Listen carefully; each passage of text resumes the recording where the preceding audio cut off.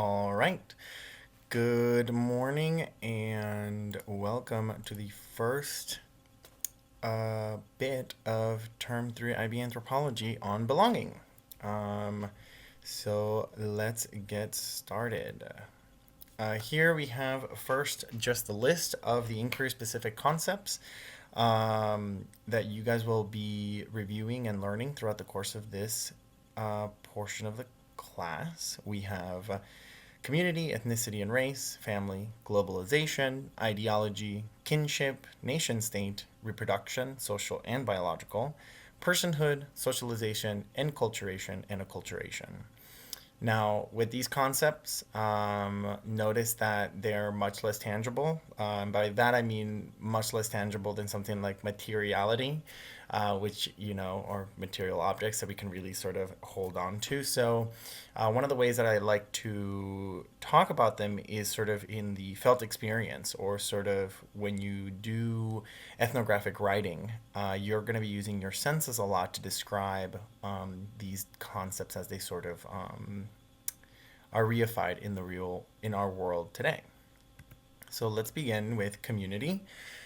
Community is a group of people who share common interest or common ecology and locality or a common social system or structure. Anthropologists have traditionally studied communities through the lens of ethnographic fieldwork. Now, the definitions I'll be giving you guys are the IB definitions, and then I've got my own little tidbits about them. For community, as big or as small as it can be to understand a group of people, it really is a great. It's a unit, right, to understand whatever that sort of group is known for and whatever it is that you're looking for. And as an ethnographer, it's a observation of communities is key for creating a good picture of society. It's sort of how you lay the base and how you come to understand the entire society or the culture as a whole before you really delve into the specific concepts that you'll be looking at. Next, we have ethnicity and race. Now, IB defines these as a social group is connected by a shared understanding of cultural identity, and race as a socially constructed category of identification of people based on physical characteristics, ancestry, historical affiliation, or shared culture. In colonial times, this term was used to support ethnocentric, prejudicial views. Now, for me and for many anthropologists, just in general, these are very loaded terms. They have been since their inception. That doesn't mean that they're not relevant today. Obviously, they are very relevant today, given the current state of race relations in the United States, and ethnic conflicts across the world. The Uyghurs, for instance, in China right now, is a very big international sort of news story. Um, the other thing I want to quickly say about this is that the culture concept that was developed by Franz Boas in the 1930s really is sort of at odds with the race concept. And we can talk more about this later, but basically, I just want you guys to understand that the cultures, little c with an S at the end concept that Boas and a lot of his ilk sort of put together, sort of dampened or hushed the voices of people who thought race was a really good way to understand social relations. And it wasn't until much later that race sort of became this very large powerhouse of like a way to understand, right, our world.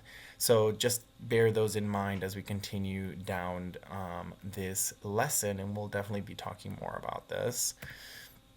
Family, a term covering a range of meanings in terms of the relatedness and connection of people. It may refer to a domestic group of or household or a wider kinship network. So I want you guys to notice here that this is inclusive of much more than blood ties. So, for example, LGBTQ plus communities now describe their chosen family as an important part of who they are. Chosen families often have to do more with identity acceptance than they do with people wanting to like break away from their families.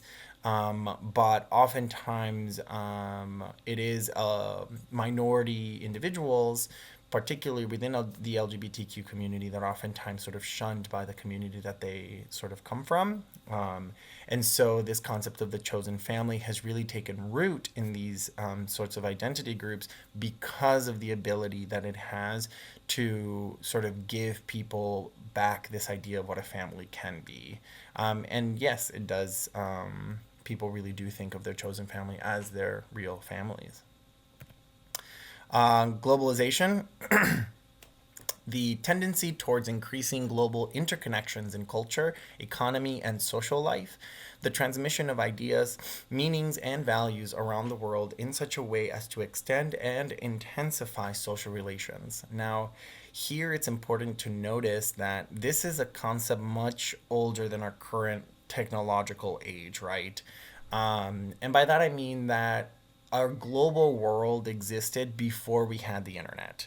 A global world, people were in communication, continent to continent, ocean to ocean, much, much, much before the advent of technology and much, much before what we consider to be the common era or modern history. So, to give some examples, Mansa Musa of the Kingdom of Mali was known as this person who, traveled through a lot of Africa into the Middle East, into Asia, and sort of like built a big reputation for having a lot of gold and sort of starting a lot of different local economies because of the big Hajj that he did. The Silk Road was a way that you could also understand globalization. The Silk Road, because of the Mongols, right, was developed as this sort of very safe crossroads or set of crossroads that allowed the exchange of goods across most of Asia, Europe, and into the African continent. And then colonialism. So notice that globalization doesn't necessarily mean a lot of good things. It can also mean a few bad things. Colonialism really was a push in globalization. You connected a lot of people, even though obviously it wasn't in the nicest way, I guess, possible. But a lot of regions of the world that were previously unconnected, ergo North America and South America and Central America, the Caribbean, for example, all were connected to Africa, Asia, and Europe. So, yes, globalization, much larger, much older than the technological era. Ideology, the system of social and moral ideas of a group of people, a commitment to central values. So, here I want you guys to notice that we don't mean religion or belief system by this. So, though religion and belief systems often have certain ideological tenets which their followers do uphold, religion and belief systems are just different terms. And I don't want you guys to confuse them. Um, it's not that ideology is sort of like a smaller part of like what religion is. Don't think that it's its own little definition, its own little concept. But it really has to do with social and moral ideas, where, as we'll get to later, religion and belief sort of have a lot more nuance and a lot of other things added to it that ideology does not quite get to. Up next, we have kinship. So, the web or pattern of social relationships which connects people through descent or marriage, although other forms of social connection may be included.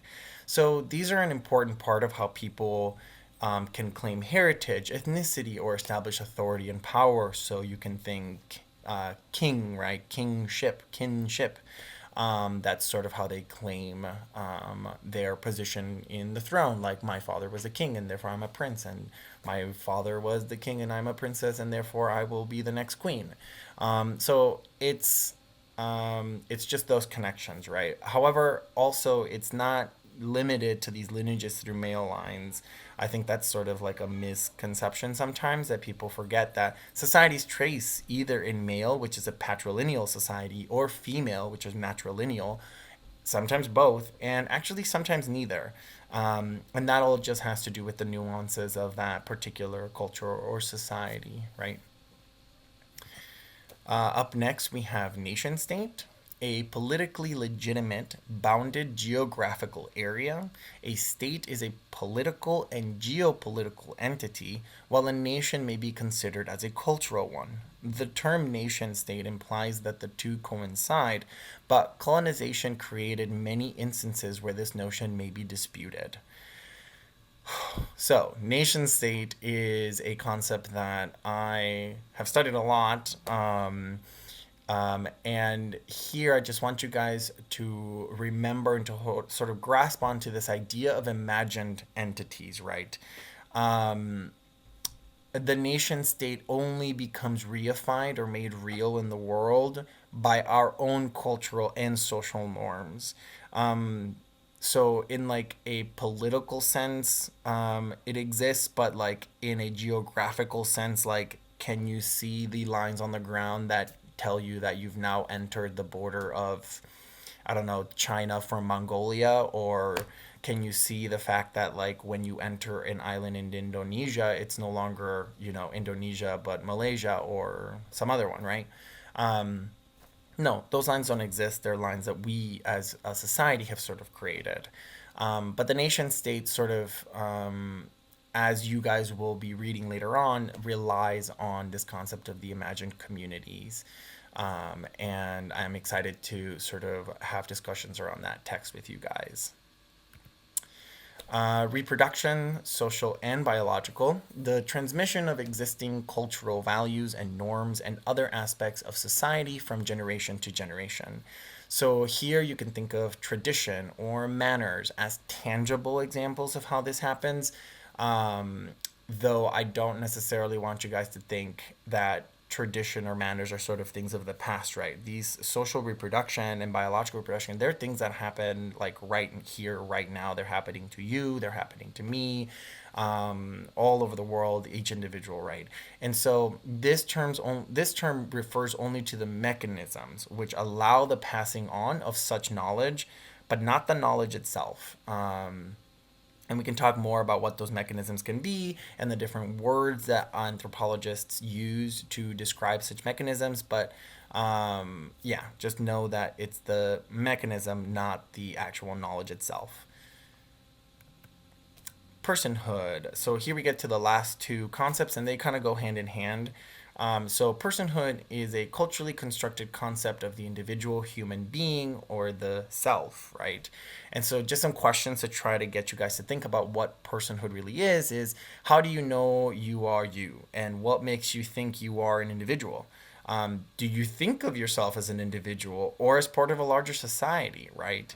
I think if you've heard of it, there's this concept of an individualistic society versus like a more community-based society. Um, and depending on what sort of society you live in, you will think of yourself as the sort of starting unit for society versus like a community being the starting unit for a society. And it also make you question your own role in your society or in your family, and the sorts of like how it is that you are in the world and how do you carry yourself in the world. And the way that these things happen is through these three words. So here we have socialization, enculturation, and acculturation, and they're defined as follows: the process through which a person learns to become an accepted member of society via agents such as family, peers, or media. Um, Enculturation is the gradual acquisition of the characteristics and norms of a culture or group, the transmission of culture from one generation to the next.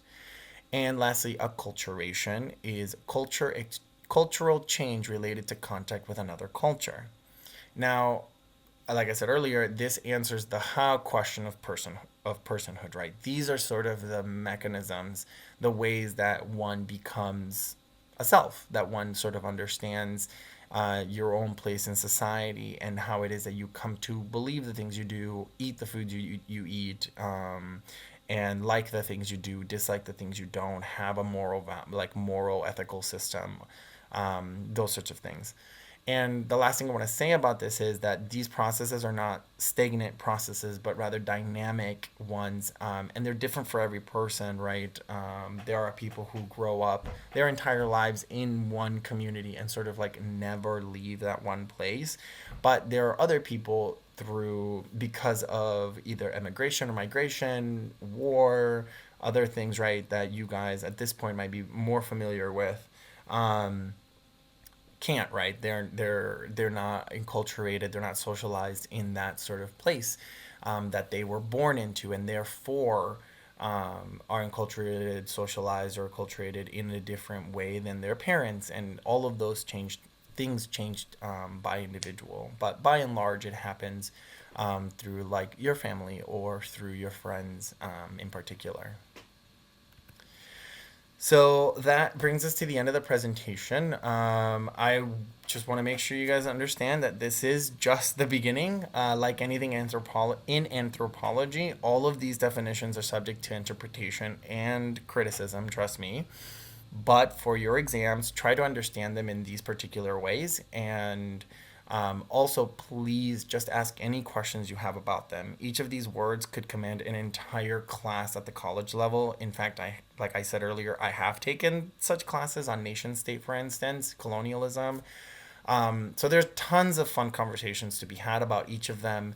And I'm sure already I've noticed that you guys have a lot of personal experience, particularly with this set of topics, as you guys are a bunch of very international students. And so I'm very excited to sort of have these discussions and talk more about what it means to belong in a place, what it means to have an identity and be part of the nation state, and how things like symbols and materiality sort of interact with those, right? And sort of continue to help create personhood, and how we sort of keep the cogs moving, right? Like we pass on such things to different people through mechanisms such as what I'm doing right now, which is teaching you guys, right? So yeah, that's where I'll leave it. I'm excited to have more conversations with you soon. Enjoy the Turner reading if you haven't gotten to it, which is just the first part of Barbara Meyerhoff's Number Our Days. We'll be reading a few chapters from that, and yeah, it's my favorite ethnography, one of my favorite ethnographies. So I hope you guys enjoy it, and I can't wait to hear your criticisms on it as well. That will be it for this video, and I will see you guys on Friday.